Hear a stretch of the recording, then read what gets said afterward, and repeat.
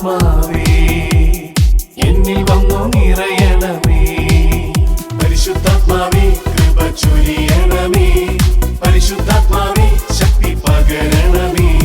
പരിശുദ്ധാത്മാവേ കൃപ ചൊരിയണമേ.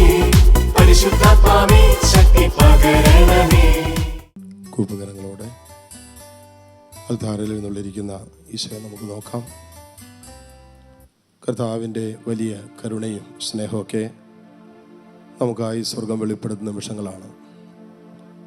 ഹൃദയം കൊണ്ട് പ്രാർത്ഥിക്കാൻ, തമ്പുരാനെ, നിൻ്റെ കാരുണ്യത്തിൽ പങ്കുകാരാകാൻ നീ ഞങ്ങളെ അനുവദിച്ചല്ലോ. നിൻ്റെ സ്നേഹത്തിൻ്റെ അനുഭവത്തിലേക്ക് ഞങ്ങളെ ക്ഷണിച്ചല്ലോ. ഈ നിമിഷങ്ങളെ ഓർത്ത് ദൈവത്തിന് നന്ദി പറയാം. നമ്മുടെ മനസ്സിൻ്റെ വേദനകളെ, ഹൃദയത്തിൻ്റെ നൊമ്പരങ്ങളെ, നമ്മുടെ ജീവിതത്തെ കലട്ടുന്ന വിഷയങ്ങളെ വല്ലാതെ കണ്ട് ജീവിതം സ്റ്റക്കപ്പായി നിൽക്കുന്ന മേഖലകളെല്ലാം തമ്പുരാൻ്റെ കാരുണ്യത്തിലേക്ക് കൊടുക്കാം. ഈശോയോട് ചേർന്ന് അധ്വാനിക്കാൻ, യേശുവിനോട് ചേർന്ന് പരിശ്രമിക്കാൻ ഒരു തീരുമാനമെടുത്ത് നമുക്ക് പ്രാർത്ഥിക്കാം. അൽത്താരയിൽ എഴുന്നള്ളിയിരിക്കുന്ന ആരാധനയ്ക്ക് യോഗ്യനായ ഈശോയെ ആരാധിച്ചുകൊണ്ട് ഒരുമിച്ച് പ്രാർത്ഥിക്കാം.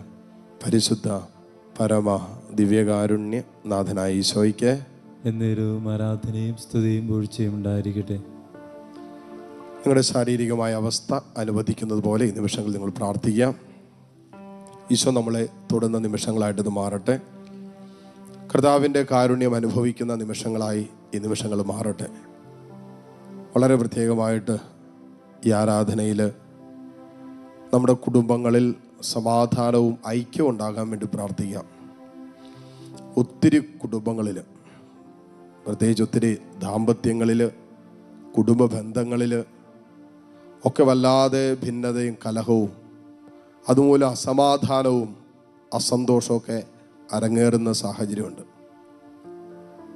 നിരവധിയായ മക്കൾ പ്രാർത്ഥന ചോദിച്ചിട്ടുള്ളൊരു വിഷയമാണ് കുടുംബ സമാധാനത്തിന് വേണ്ടി അച്ഛൻ പ്രാർത്ഥിക്കണം.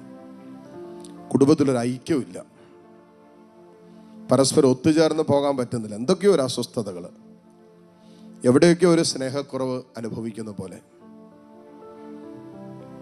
ഒരുപക്ഷെ കുടുംബത്തിൽ പ്രാർത്ഥന പോലും ഇല്ലാത്ത അവസ്ഥയിലേക്ക് എത്തിയിട്ടുണ്ടാകാം. 127 സങ്കീർത്തനം 1 വചനത്തിൽ നാം വായിക്കുന്നുണ്ടല്ലോ, കർത്താവ് വീട് പണിയുന്നില്ലെങ്കിൽ പണിക്കാരുടെ അധ്വാനം വ്യർത്ഥമാണ്. കർത്താവ് നഗരം കാക്കുന്നില്ലെങ്കിൽ കാവൽക്കാർ ഉണർന്നിരിക്കുന്നതും വ്യർത്ഥം എന്നാണ് പറയുന്നത്.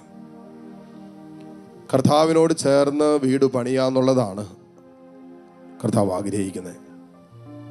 ദൈവത്തെ കൂടാതെ നമ്മൾ എന്തൊക്കെ പണിതാലും, ഈശോയെ ചേർത്ത് പിടിക്കാതെ നമ്മൾ എന്തൊക്കെ നേടിയെന്ന് പറഞ്ഞാലും അതൊന്നും ഒരു നേട്ടമല്ല എന്ന് തിരിച്ചറിയുന്നൊരു സമയം വരും.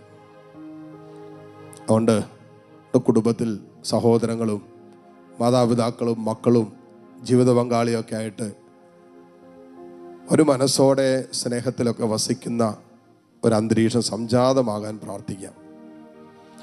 133 സങ്കീർത്തനം 1 വചനത്തിൽ നാം വായിക്കുന്നുണ്ടല്ലോ, സഹോദരങ്ങൾ ഏക മനസ്സായി ഒരുമിച്ച് വസിക്കുന്നത് എത്ര വിശിഷ്ടവും സന്തോഷപ്രദവുമാണെന്നാണ് സങ്കീർത്തകൻ പറയുന്നത്.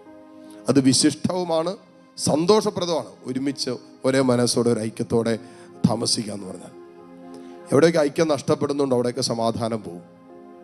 ഒരു സംശയമില്ല. എവിടെയൊക്കെ ഭിന്നതയുണ്ടോ, കലഹമുണ്ടോ, അവിടെ സമാധാനം നഷ്ടപ്പെടുന്ന അനുഭവം ഉണ്ടാവും. അത് പ്രാർത്ഥിക്കാം. തമ്പുരാനെ, ഞങ്ങളുടെ കുടുംബത്തെ നീ വാഗ്ദാനം ചെയ്ത സമാധാനത്തിലേക്ക് കൈപിടിച്ചുയർത്തണമെന്ന് പ്രാർത്ഥിക്കാം. ഇനി വ്യക്തി ജീവിതത്തിൻ്റെ എൻ്റെ അകത്തളങ്ങളിൽ ഒരു ഭിന്നത ഞാൻ അനുഭവിച്ചാൽ, എൻ്റെ ഹൃദയം കർത്താവിൽ ഉറപ്പിക്കാതെ ദൈവത്തെയും മാമോനെ ഒരുപോലെ സ്നേഹിക്കാൻ പറ്റില്ല എന്ന് വചനം പറയുന്നുണ്ടല്ലോ.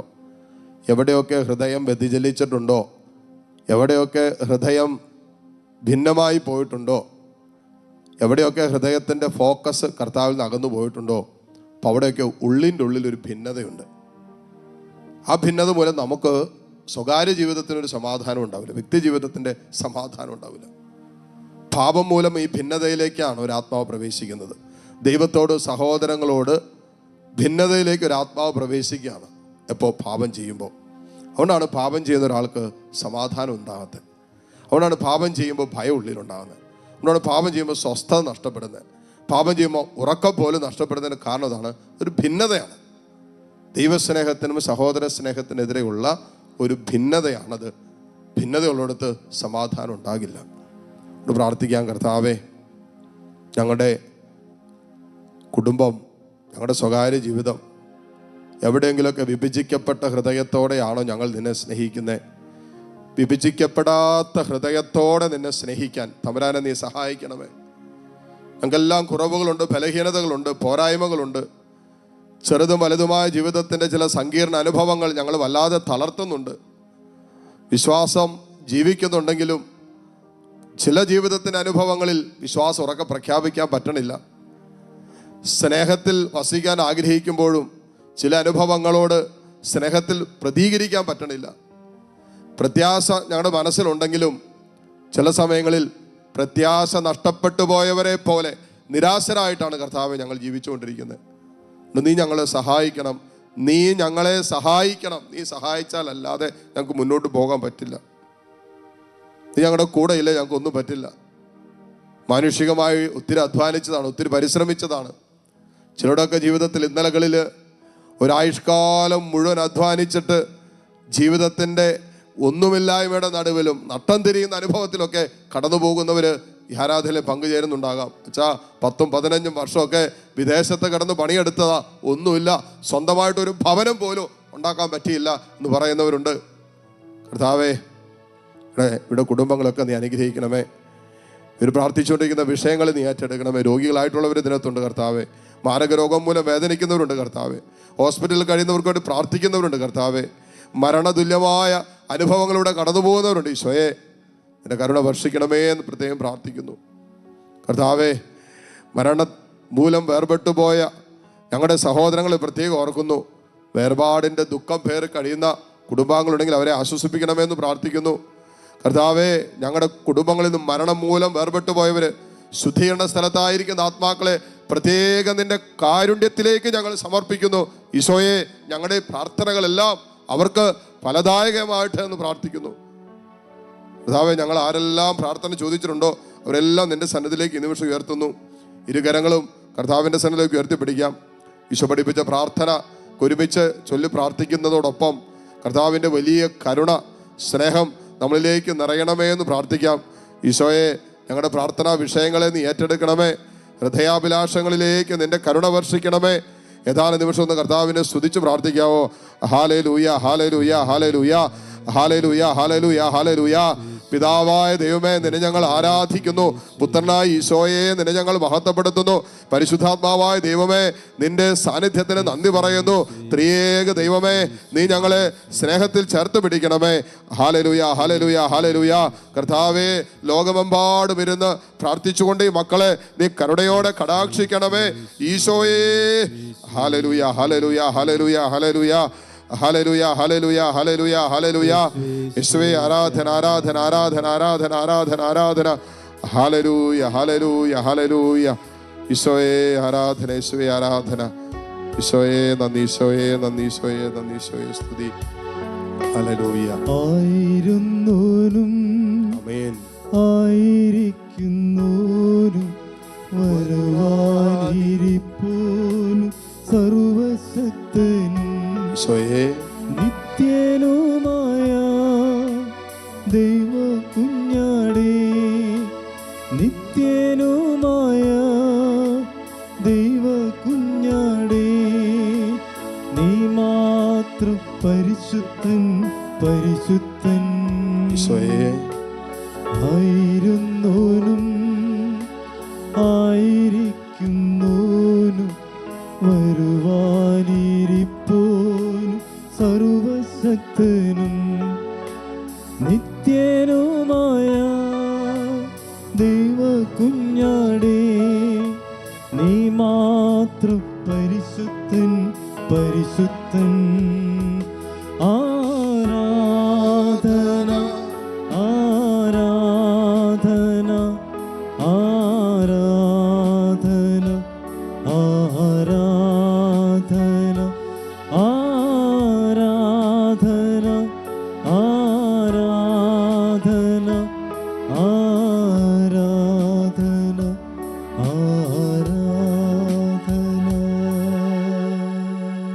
കർത്താവിൻ്റെ കാരുണ്യത്തിലേക്ക് നമ്മളെല്ലാ പ്രത്യേക നിയോഗങ്ങളെയും നമുക്ക് സമർപ്പിക്കാം. കേരളീയർ, ലോകമെമ്പാടുമുള്ളവർ ഓണം ആഘോഷിക്കുന്ന ദിവസമാണ്. അനേകം കുടുംബങ്ങൾക്ക് ഓണമില്ല, സമാധാന സന്തോഷമില്ല, ഒരു നേരത്തെ ഭക്ഷണം പോലും ഇല്ലാത്ത ഒത്തിരി കുടുംബങ്ങൾ നമ്മുടെ ചുറ്റുമുണ്ട്. അവരിലേക്ക് ഇറങ്ങിച്ചെല്ലുന്നതായി ഈ ഒരു ഓണം മാറട്ടെ എന്ന് നമുക്ക് പ്രാർത്ഥിക്കാം. അങ്ങനെ വല്ലാതെ വേദനിച്ചും സങ്കടപ്പെട്ടും ദാരിദ്ര്യത്തിലും കഷ്ടപ്പാടിലൊക്കെ കഴിയുന്ന എല്ലാവരെയും പ്രത്യേകം നമുക്ക് ഓർത്ത് പ്രാർത്ഥിക്കാം. കർത്താവേ, ലോകമെമ്പാടുമുള്ള വേദനിക്കുന്ന ഞങ്ങളുടെ എല്ലാ സഹോദരി സഹോദരങ്ങളെയും ഞങ്ങൾ ചേർത്ത് നിർത്തുന്നു. യുദ്ധം മൂലം വേദനിക്കുന്നവർ, ദാരിദ്ര്യം മൂലം വേദനിക്കുന്നവർ, അസമാധാന അസ്വസ്ഥത മൂലം വേദനിക്കുന്നവർ, അങ്ങനെ ചുറ്റുപാടും വേദനിക്കുന്ന എല്ലാ ദൈവമക്കളെയും കർത്താവെ നിൻ്റെ കാരുണ്യത്തിലേക്ക് ഞങ്ങൾ സമർപ്പിക്കുന്നു. പ്രത്യേകിച്ച് പ്രകൃതി ദുരന്തത്തിൻ്റെ നടുവിൽ അസ്വസ്ഥതകളിലായിരിക്കുന്നവർ, വേണ്ടപ്പെട്ടവർ, വേർപെട്ടു പോയതിൻ്റെ ദുഃഖം പേറുന്നവർ എല്ലാവരെയും നിൻ്റെ കാരുണ്യത്തിലേക്ക് സമർപ്പിക്കുന്നു.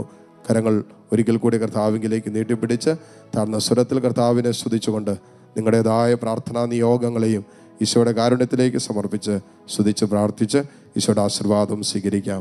ഹല്ലേലൂയ, ഹല്ലേലൂയ, ഹല്ലേലൂയ, ഹല്ലേലൂയ. ഈശോയെ ആരാധന.